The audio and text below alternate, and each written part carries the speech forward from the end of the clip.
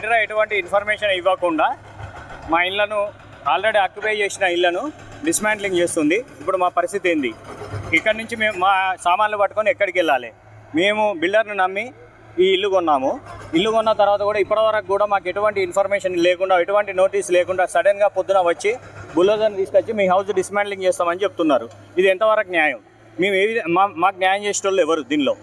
ఇప్పటివరకు కూడా ఎటువంటి ఆఫీసర్ కానీ ఎవరు పోయి అడిగినా కూడా ఎటువంటి రెస్పాన్స్ రావట్లేదు. మాకు బిల్డర్ మాకు అన్ని లీగల్గా డాక్యుమెంట్స్ ఉన్నాయి, అన్ని క్లియర్గా ఉన్నాయని చెప్పేసి మాకు ఇల్లు అమ్మారు. రిజిస్ట్రేషన్ ఎట్లా చేశారు? బ్యాంక్ లోన్ ఎట్లా వచ్చింది? రిజిస్ట్రేషన్ చేసినప్పుడు ఈ ఇల్లు అనేది FTL పరిధిలో ఉందా లేకుండా బఫర్ జోన్లో ఉన్నదనేది తెలియదా? మరి రిజిస్ట్రేషన్ చేసే ఆఫీసర్ అప్పుడు ఏం చేసిండు? ఇది ఎంతవరకు కరెక్ట్ అనిపిస్తుంది? అడ్మినిస్ట్రేషన్ తప్పును సామాన్యుల మీద రుద్దడం ఎంతవరకు కరెక్ట్?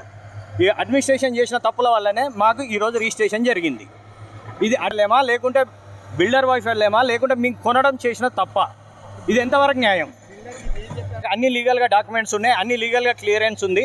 మాకు ఇది ఎటువంటి పరిధిలోకి రాదు, మాకు క్లియర్గా ఉన్నదని చెప్పేసి మాకు అమ్మారు. అమ్మిన తర్వాత మేము ఇది పైసలు పెట్టి కొనలేదు, బ్యాంక్ లోన్ వచ్చింది.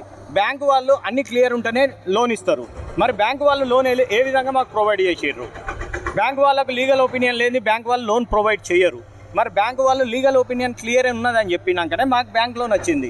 ఇది ఎంతవరకు మరి కరెక్ట్? అంటే ఇందులో ఈ అడ్మినిస్ట్రేషన్లో ఎంతమంది కలిసి మాకు మోసం చేసినారు? ఇది మాకు అంటే ఈ సిచ్యువేషన్ మాకు న్యాయం చేసేటోళ్ళు ఎవరు? కాబట్టి మేము మీడియా తరఫున విజ్ఞప్తి చేసేది ఏంటంటే ఆక్యుపై చేసిన వాళ్ళను ఎట్టి పరిస్థితుల్లో డిస్మాంట్లింగ్ చేయొద్దని మేము కోరుకుంటున్నాం.